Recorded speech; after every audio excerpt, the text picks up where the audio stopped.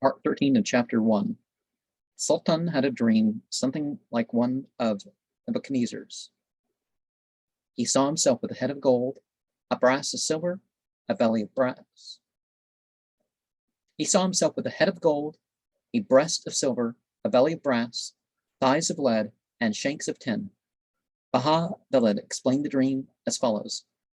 All will go well in the kingdom during thy lifetime. It will be as silver in the days of thy son, as brass in the next generation, when the rabble will get the upper hand. Troubles will thicken during the next reign, and after that kingdom of Rome will go to ruin. The house of Seljuk will come to an end, and unknown upstarts will seize the reins of the government. Now, okay, there's an allusion in the word Arethin adapts to the name of Aflaki's patron, Chalebi Emir Arif, well-knowing. Eastern Persia is referred to, I'm not seeing. Okay, one of the initial places talked about was in Eastern Persia. The ancient Bactria, sometimes called Zaryaspa, the capital of Bactria. So, you know, it includes parts of Afghanistan nowadays.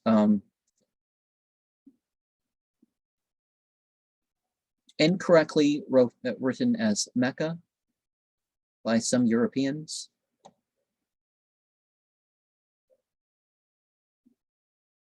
Malatia?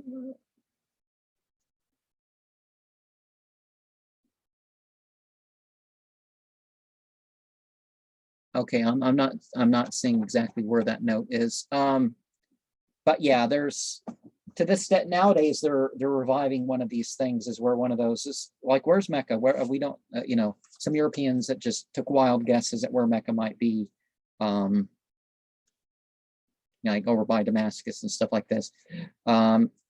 Certainly things way before Muhammad knew where Bakka and Mecca were in Western Arabia, but you know, nowadays there's this trend that maybe Mecca, Saudi Arabia isn't Mecca or something, you know, silly stuff that's easy to disprove, but more and more people believe it. Of Termez on the north bank of the Oxus, near to Balkh.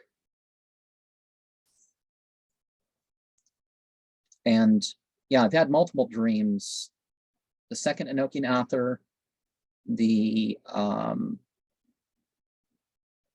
and a couple other dreams that I mixed into a cave ritual that I did. I don't think I've shared that cave ritual on this channel. I've shared it in other media previously to YouTube though.